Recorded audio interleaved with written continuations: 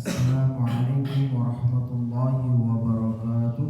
Waalaikumsalam warahmatullahi wabarakatuh.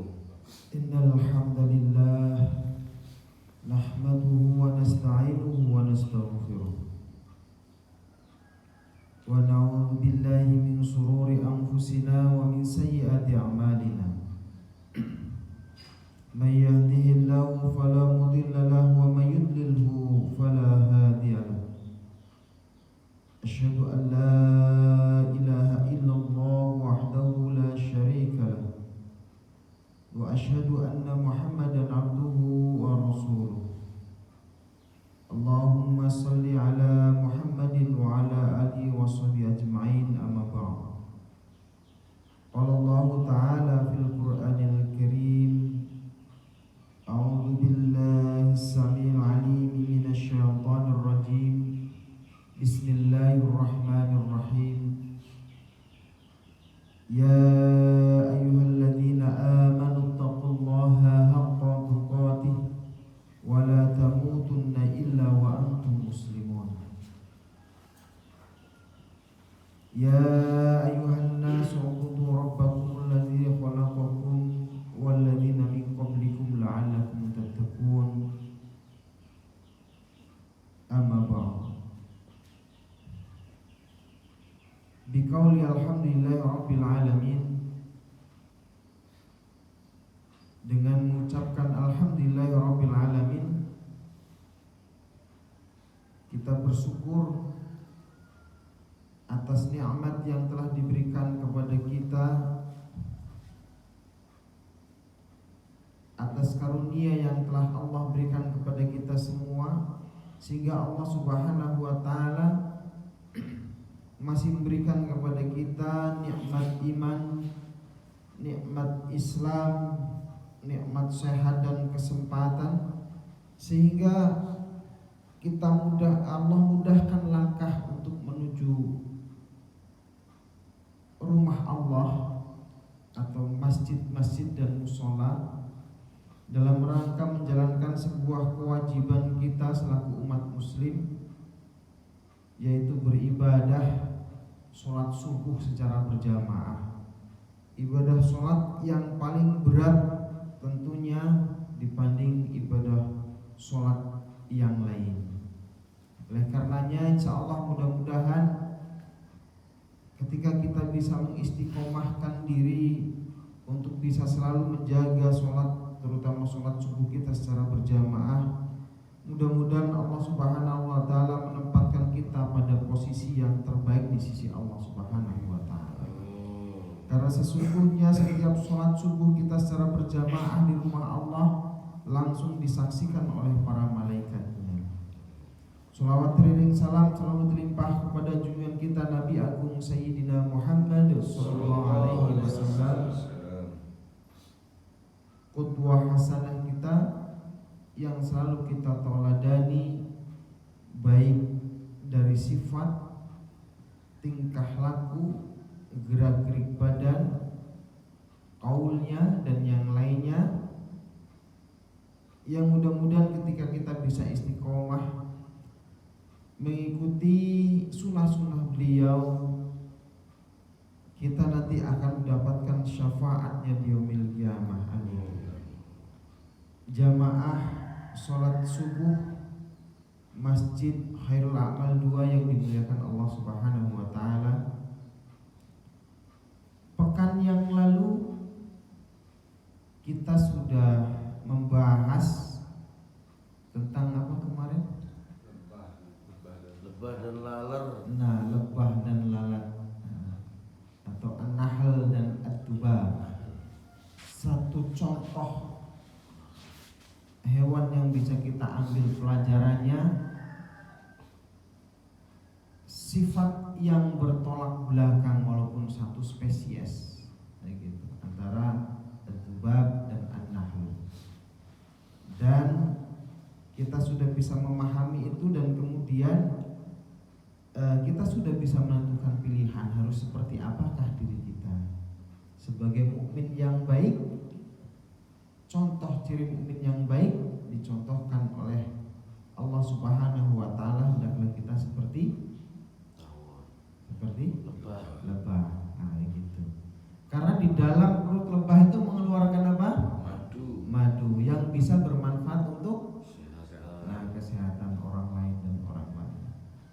Nah ini kita lanjutkan pada kesempatan pagi ini. Kita akan coba meneruskan contoh yang diberikan oleh lebah. Selalu bisa memberikan manfaat untuk orang lain, memberikan manfaat untuk bagi makhluk Allah yang lain. Gitu. Begitupun kita, sebaik-baik akhlak seseorang, tingkat akhlak tertinggi seseorang itu adalah ketika kita bisa bermanfaat untuk orang lain. Ini bukan sesuatu yang mudah, gitu ya. Khairun nas anfa'uhum linnas. Sebaik-baik manusia itu adalah manusia yang punya manfaat untuk manusia lainnya. Kita akan coba bahas itu. Salah satu bentuk kita punya manfaat untuk manusia yang lainnya. Nah ini akan kita bahas. Sama seperti tawon, sama seperti lebah tadi, mengeluarkan sebuah manfaat untuk yang lain, dan yang dia keluarkan itu sesuatu yang luar biasa itu. Bisa untuk penjaga kesehatan, sampai bisa untuk menyembuhkan penyakit segala macam itu. Tapi sebelum ke sana, saya ingin menyampaikan bahwa Islam itu berdiri pada 3 hal. Yang pertama adalah akidah, yang kedua syariah, dan yang ketiga adalah akhlak. Nah, saya ingin menyampaikan ini agar kita tahu berangkatnya dari mana. Sama persis seperti kita membangun sebuah bangunan, sebuah masjid ini misalnya. Pertama yang harus dibangun apanya? Pondasi dulu. Wajib itu adanya pondasi ya. Bagaimana ketika ingin membuat sebuah bangunan tidak ada pondasinya? Apa yang terjadi? Bangunan itu tidak akan kokoh karena dia tidak berdiri pada penopang tempatnya. Nah gitu. Kena angin sedikit atau mungkin kena guyuran hujan bisa roboh. Nah itu. Itulah Islam. Kemudian baru didirikanlah sebuah bangunan itu di atas pondasinya. Inilah ketika berbicara pondasi, itulah akidah. Berbicara bangunan apa? Inilah syariah. Kemudian berbicara terkait dengan setelah bangunan berdiri, maka harus dikasih atap. Inilah akhlak. Sangat sempurna contoh sebuah bangunan. Kemudian di sebuah bangunan atau syariah tadi dibagi menjadi 2. Ada ibadah dan ada muamalah. Ada ibadah dan muamalah. Kalau ibarat saya mengatakan sebuah bangunan ini ada pintu, ada jendela, ada apa namanya itu? Ventilasi, kayak gitu ya. Saya ingin tanya, kenapa pintunya ada 3? Kanan, kiri, belakang. Pasti punya alasan. Tapi di masjid yang lain, kalau di masjid yang sebelah sana pintunya nggak pas di sini, agak ke pinggir, atau pintunya ada di belakang, kemudian ada 2 kanan kiri begitu ya. Kenapa beda-beda? Nah, terkait dengan hal ini karena urusan ibadah dan muamalah ini sangat banyak sekali hubungannya dengan hablum minallah dan hablum minan nas. Nah, di sini maka banyak sekali aturan-aturan, banyak sekali warna yang Allah tetapkan di situ. Maka berbicara masalah syariah, baik itu ibadah maupun muamalah, ini terkait masalah hukum, baik buruk, boleh tidak boleh, halal haram. Nah di situ ya. Nah kita berangkat dari situ. Mengkerucutkan kembali, kita tidak akan berbicara masalah muamalah, kita akan berbicara masalah ibadah. Ibadah sendiri bermacam-macam. Ada ibadah mahdhah, ada ibadah khairul mahdhah. Gitu. Ibadah yang wajib dan ibadah yang disunahkan. Nah, begitu. Pecah lagi banyak sekali. Dan banyak sekali, dan hal-hal seperti itu harus berdasarkan ada dalil hukum yang menjelaskannya. Baik jamaah rahimakumullah, maka saya mulai dengan sebuah kisah dialog antara Nabi Musa alaihissalam dengan Allah Subhanahu wa ta'ala. Nabi Musa, kenal Nabi Musa? Tahu. Tahu ya? Titip dulu. Kalau kenal, udah kenal belum? Belum ya? Tahu ya?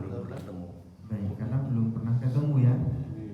Tapi yang pasti disampaikan oleh Allah Subhanahu wa ta'ala, di antara para nabi-nabiullah yang lain, nama Nabi Musa ini banyak sekali disebutkan di dalam Al-Quran, paling banyak. Bahkan melebihi Nabi Nuh, Nabi Ibrahim, kemudian Nabi Isa, bahkan Nabi Muhammad. Lebih banyak Nabi Musa. Namun tidak pernah ada Nabi Musa di dalam Al-Quran diistimewakan oleh Allah dengan nama surat tersendiri. Ada surat Musa, nggak ada ya? Tapi kalau surat Ibrahim ada nggak? Surat Nuh ada nggak? Yusuf ada nggak? Muhammad ada ya? Gitu. Kenapa begitu? Itu alasannya. Itu alasannya ya. Namun ketika berbicara surat Al-Baqarah saja, nah ini banyak sekali Allah menceritakan terkait dengan kisah Musa. Gini. Itu ya. Ada sebuah rahasia, bahkan di dalam Al-Quran sendiri nama Nabi Musa disebutkan lebih dari 125 kali. Itu. Kemudian Nabi Isa sekitar 25 kali. Kemudian disusul Nabi Muhammad, kata-kata Muhammad itu paling sekitar 4 kali. Lebih banyak Nabi Musa itu ya. Dan kita lihat kisah Nabi Musa luar biasa banyak sekali di kisah. Kemudian Nabi Musa pun merupakan salah satu nabi yang bergelar ulul azmi. Apa itu ulul azmi itu? Nabi yang diberikan ujian oleh Allah dan mempunyai ketabahan yang luar biasa. Itu. Ada berapa nabi yang diberikan ulul azmi? Ada berapa? Selain Nabi Musa, siapa lagi? Nabi Ibrahim, betul. Kemudian Nabi Nuh. Kemudian Nabi Isa dan Nabi Muhammad SAW. Nabi Musa termasuk dari kelima nabi yang diberi gelar oleh Allah dengan gelar ulul azmi. Bahkan ada sebuah gelar yang diberikan kepada Nabi Musa yang khusus karena memang dia kemudian sering berbicara langsung dengan Allah dengan gelar kalimullah, gitu ya. Sedikit-sedikit langsung itu nanya sama Allah Subhanahu wa ta'ala. Bahkan saking penasarannya, bener gak? Pengen yakinnya Nabi Musa itu akan adanya Allah, pengen melihat wujud Allah Subhanahu wa ta'ala. Maka kemudian Nabi Musa ini tipikalnya orangnya kalau kita sekali orangnya sebenarnya keras, agak ngeyelan juga begitu ya. Tapi Allah suka dengan Nabi Musa ini. Maka disuruhnya Nabi Musa ke Bukit Tursina, gitu ya. Baru kemudian dikeluarkan cahaya Allah sedikit saja. Allah sudah mengatakan gak bakal keluar, gitu ya. Yang ditempeli oleh cahaya Allah sedikit saja, asma Allah kepada gunung itu, apa yang terjadi? Hancur gunung itu. pingsan Nabi Musa. Cukup di situ terus Nabi Musa yakin betul dengan adanya Allah Subhanahu wa taala. Oleh karenanya itu kemudian pernah dialog antara Nabi Musa dengan Allah Subhanahu wa taala yang dijelaskan dalam kitab Mukasyyafatul Qulub karangan Imam Al-Ghazali, mengisahkan dialog antara Nabi Musa dengan Allah Subhanahu wa taala tentang membicarakan amalan yang paling disukai Allah Subhanahu wa taala.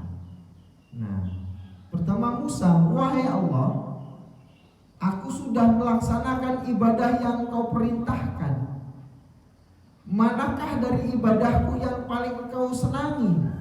Kata Nabi Musa. Apakah sholatku ya Allah? Allah kemudian menjawab, sholatmu itu hanya untukmu sendiri, karena sholat membuat engkau terpelihara dari perbuatan keji dan mungkar. Kemudian Nabi Musa bertanya lagi, apakah zikirku ya Allah? Apa kata Allah? Zikirmu itu untuk dirimu sendiri, karena zikir membuat hatimu menjadi tenang. Kemudian bertanya lagi Nabi Musa, apakah puasaku ya Allah? Allah menjawab lagi, puasa itu hanya untukmu saja, karena puasa melatih diri dan mengekang hawa nafsumu. Sholat bukan, zikir bukan, puasa bukan. Lalu apa ibadah yang membuatmu senang ya Allah? Apa kira-kira kata Allah? Sedekah. Jadi ibadah yang paling disukai Allah adalah sedekah. Kenapa? Karena sedekah itu tidak hanya bermanfaat untuk diri yang bersedekah, tapi bisa membahagiakan orang lain. Atau tatkala engkau membahagiakan orang yang sedang kesusahan dengan sedekah tersebut, sesungguhnya aku berada di sampingnya, kata Allah seperti itu. Maka setiap kita memberikan sedekah kepada orang lain, maka sesungguhnya Allah sangat dekat dari situ. Gitu. Jamaah subuh rahimakumullah, maka terkait dengan hal ini ada ibadah dari kisah Nabi Musa ini, ibadah secara pribadi untuk dirinya sendiri dan ibadah sosial untuk orang lain. Sholat untuk siapa? Diri sendiri. Zikir untuk siapa? Diri sendiri. Puasa untuk siapa? Diri sendiri. Terus semuanya itu. Tapi ketika berbicara masalah sedekah, gitu ya. Inilah karena itu ibadah sosial tidak hanya kepentingan untuk diri kita sendiri, maka Allah lebih menyukai ibadah tersebut karena tidak hanya untuk sendiri tapi untuk orang lain. Jamaah yang dimuliakan Allah Subhanahu wa taala, masuk dalam berbicara masalah sedekah ada banyak kata persamaan daripada sedekah walaupun esensinya berbeda. Apa teman-teman sedekah itu apa? Ada sedekah, infak, kemudian apa lagi? Zakat. Itu masuk kepentingan sosial ya. Apalagi wakaf. Gitu ya, itu masuk juga itu. Nah, namun kata sedekah itu lebih umum. Contoh seperti sedekah itu tidak harus dengan harta benda, hanya dengan materi begitu ya. Nah, gitu. Termasuk ketika kita ada melaksanakan sholat duha, gitu disebut sebagai sedekah badan. Gitu ya. Ada 360 persendian kita ini. Nah itu perlu disedekahkan juga. Gitu.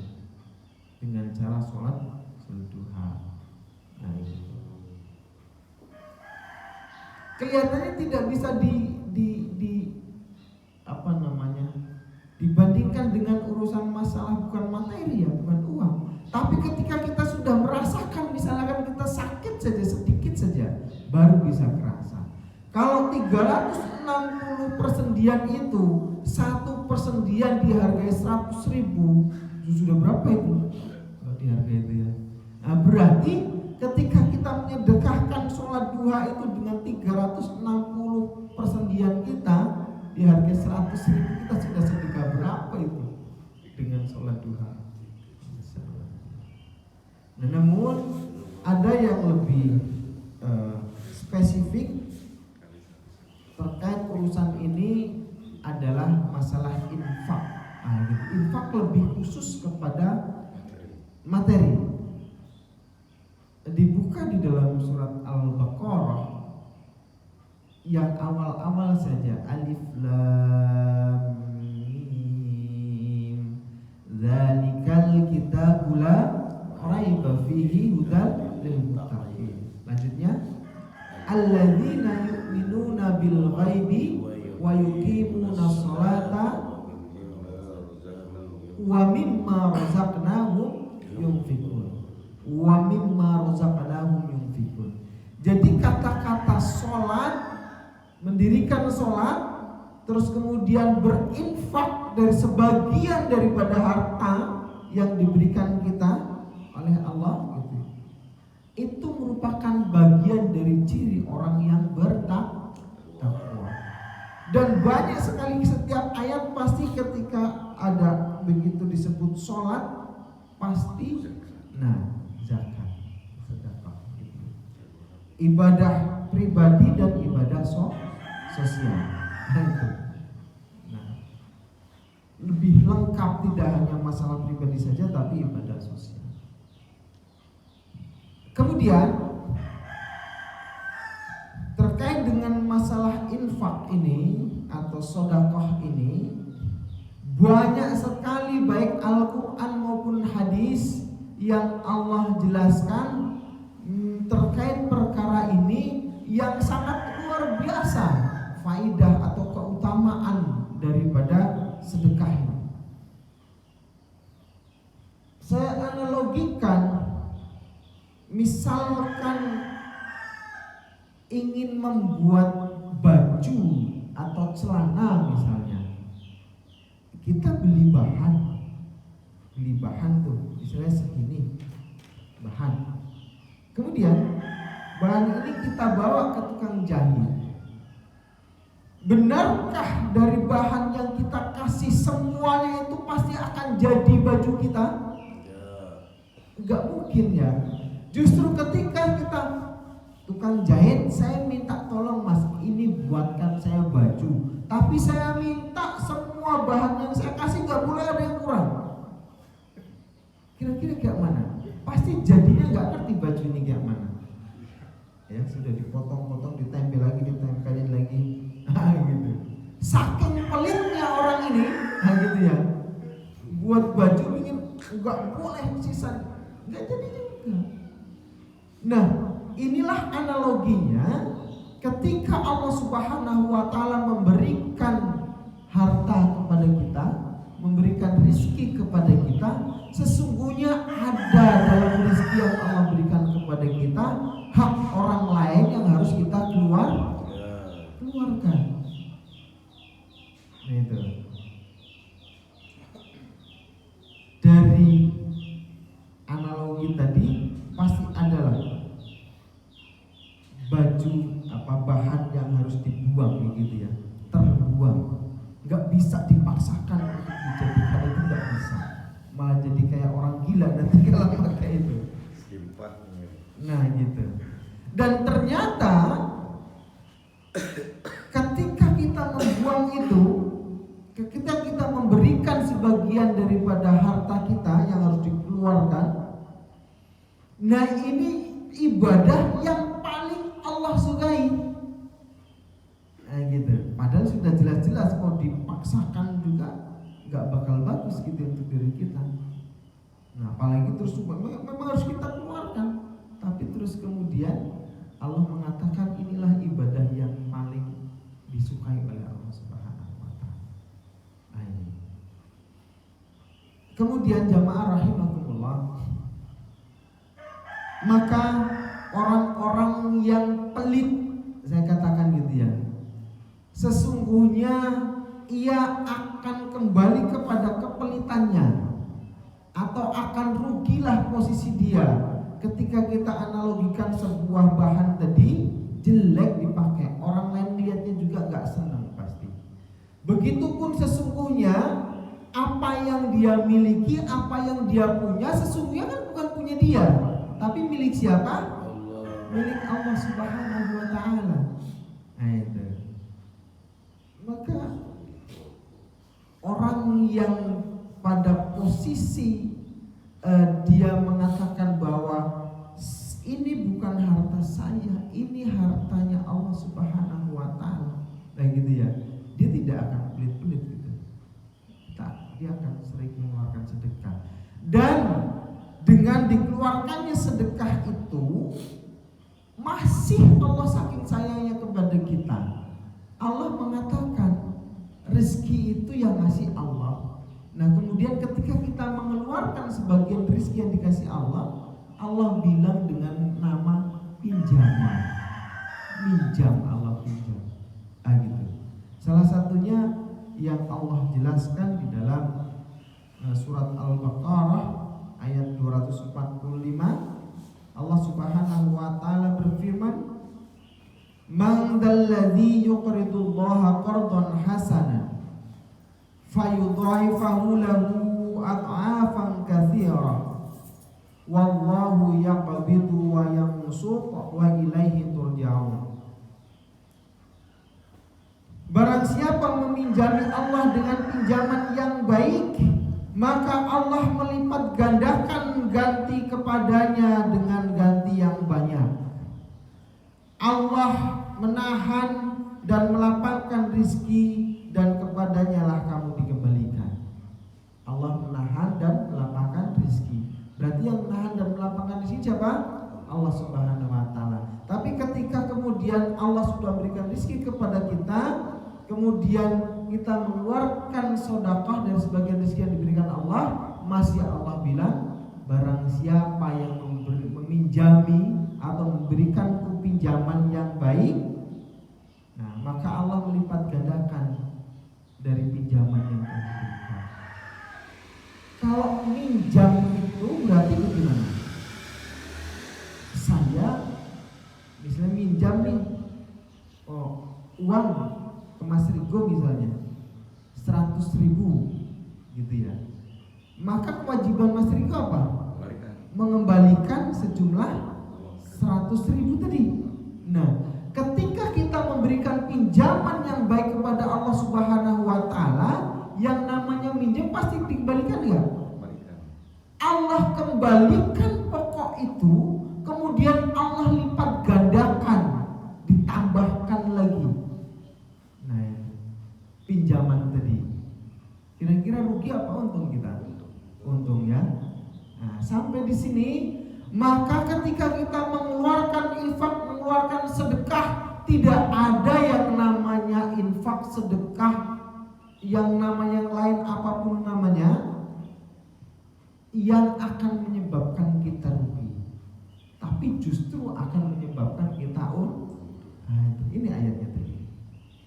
Belum Allah berbicara dengan ayat yang lain yang lebih dahsyat lagi terkait dengan masalah infak ini, yang katanya setiap ketika kita mengeluarkan harta kita itu sama seperti ada sebuah pohon yang dari satu pohon kemudian ada tumbuh rantingnya, nah gitu ya, jadi beberapa bagian, nah gitu. Nah ini memang setiap kata-kata sedekah atau infak atau yang lain pasti sesuatu yang sangat baik, karena dikatakan tadi merupakan ibadah sosial yang paling disenangi oleh Allah Subhanahu wa taala. Saya umpamakan tadi Allah Subhanahu wa taala juga berfirman masih dalam surat Al-Baqarah. Ini salah satu ayat saja, banyak sekali ayat tentang itu. Allah berfirman, a'udzubillahi minasyaitonirrajim, mathalul ladzina yunfikuna amwalahum fi sabilillah, perumpamaan orang yang menginfakkan hartanya di jalan Allah Subhanahu wa taala, kamathali habbatin ambatat sab'a sanabila fi kulli sumbulatin mi'atin habbah, seperti sebutir biji yang menumbuhkan 7 tangkai. Nah, satu biji tadi tumbuh berapa tangkai? 7. Dari satu biji jadi 7.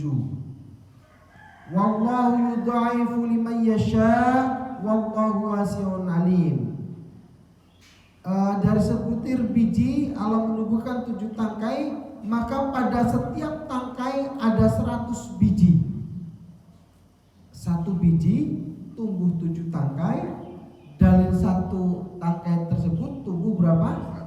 100 biji. Berarti kalau setiap tangkai ada 100, kalau ada 7 tangkai berapa? 700. Tuh cabangnya. Ketika dari 700 tadi kemudian tumbuh tangkai lagi, setiap tangkainya 100, ada berapa coba? Nah, kalikan sendiri, susah ngitungnya ya. Nah, begitulah dahsyatnya kata Allah Subhanahu wa taala, itu perumpamaan orang yang berinfak di jalan Allah, perumpamaan orang yang mengeluarkan sebagian hartanya di jalan Allah Subhanahu wa taala, yang memberikan pinjaman yang baik kepada Allah. Perumpamaannya sama seperti itu. Dari satu biji saja, dari infak hanya sekedar, misalnya mohon maaf ya, satu biji kurma saja, satu butir nasi saja, satu gelas air putih saja. Nah begitu.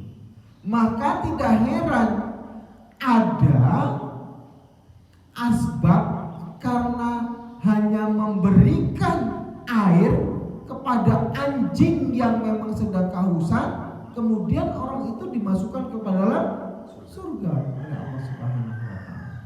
Ah itu. Masya Allah. Allah melipat gandakan bagi siapa yang Dia kehendaki, dan Allah Maha luas dan Maha mengetahui. Masya Allah. Mudah-mudahan dari setelah kajian ini kita punya semangat untuk bersedekah, gitu ya.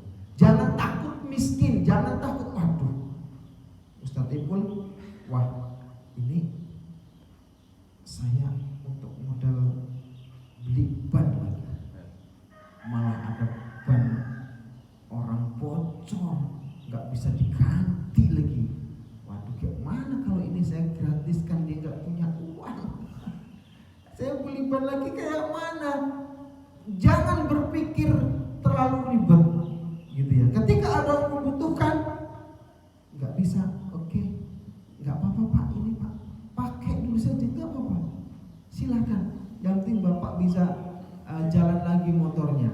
Nah, Bismillah, dengan kata Bismillah tadi, sebagai kita niatkan untuk infak, yakinlah Allah akan melipat gandakan itu, apapun bentuknya. Tapi jangan kemudian konyol juga ya, karena ada, mohon maaf, ada juga apa ya dulu orang yang berceramah kemudian saking semangatnya gitu ya, sampai kamu punya apa? Kamu punya apa? Bawa sini, infakkan jalan Allah, infakkan sedekah. Itu memaksa itu ya, dengan alasan terpaksa atau tidak, wah kita mengikutinya, belum tentu hatinya ikhlas, harus dilandasi dengan itu juga. Nah gitu, gak jadi, ya akan jadi. Itu bukan pinjaman yang baik, nanti ketemu pemaksaan. Jamaah yang dimuliakan Allah Subhanahu wa taala, inilah ternyata Allah Subhanahu wa taala lebih senang kepada orang-orang yang beribadah kemudian ibadah itu lebih kepada ibadah tidak hanya sebatas ibadah untuk pribadi saja, tapi lebih kepada ibadah sosial. Jadi infak, sedekah, zakat tadi termasuk pada kategori ibadah sosial gitu. Belum tentu orang yang kita lihat sepertinya biasa-biasa saja, sholatnya biasa